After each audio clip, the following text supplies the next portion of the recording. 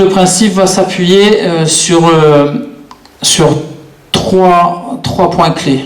Le premier point, c'est la pêche PAVAC. Donc vous savez tous qu'il existe un programme réunionnais de pêche piloté par David Guillaumard qui est ici et qui travaille au centre. Et ben là, avec Gilbert, on souhaiterait avoir ce que vous avez tous demandé depuis toujours, une pêche de jour.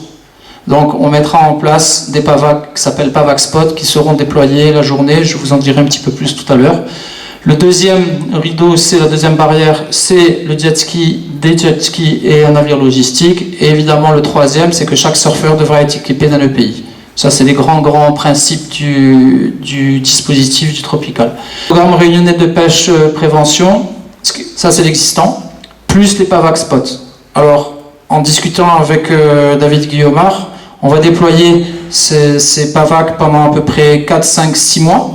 Et voir si effectivement on arrive à prélever du bulldog de jour. Parce que de toute évidence, les attaques se font de jour et pas de nuit.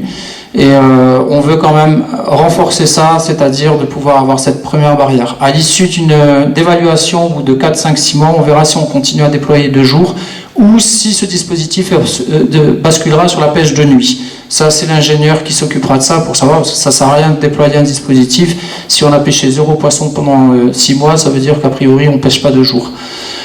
Le deuxième, c'est Water Patrol. Donc, ce sera jet ski équipé de sled qui sera en maraude autour des surfeurs. Et le troisième, c'est le pays dont on vous a fait l'exposition tout à l'heure. Comment on va déployer? Donc, un radio cocotier, a priori, très certainement, ce sera Alain Courtois qui sera le responsable du dispositif et qui aura la lourde charge de décider s'il ouvre le spot ou pas. Donc ça ne se fera pas n'importe comment. La première chose, c'est l'analyse environnementale du spot. Surfable ou pas? Est-ce que ça surfe ou est-ce que ça surfe pas? Est-ce que les vagues sont bien, sont pas bien? Est-ce que c'est pourri? Est-ce que c'est... etc. Est-ce que ça vaut le coup à Saint-Leu? Et si ça vaut pas le coup à Saint-Leu, est-ce qu'on va à la Tortue? Est-ce qu'on va à la Pointe-aux-Sel? Où on va? Qu'est-ce qu'on fait? Parce que le but du jeu, c'est d'ouvrir la baie de Saint-Leu le plus de jours dans l'année, on vise 240 à 250 jours de déploiement.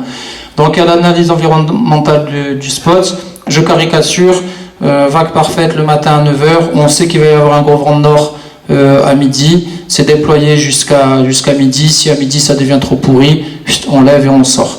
Autre exemple, il y a 2 mètres 20, on a 15 de période et on sait qu'à midi il va y avoir 3 mètres. Je pense qu'Alain dira on laisse tomber, à peine on va déployer, ça va être trop gros.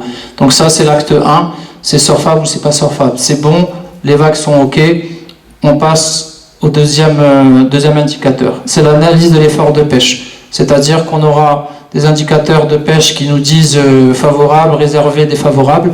En l'occurrence, c'est quel a été l'effort de pêche sur 10 jours d'antériorité, 5 jours d'antériorité. C'est des indicateurs qui sont en train de se construire parce que ça ne peut pas être fait sur le coin d'une table et c'est fait par rapport à tout l'historique qu'il y a eu par rapport à la pêche.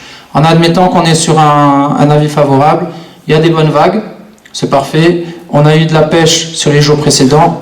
Ben maintenant, on va regarder si l'eau elle est claire avec un test de Secchi, c'est-à-dire la clarté de l'eau, la turbidité de l'eau. On récupère le protocole de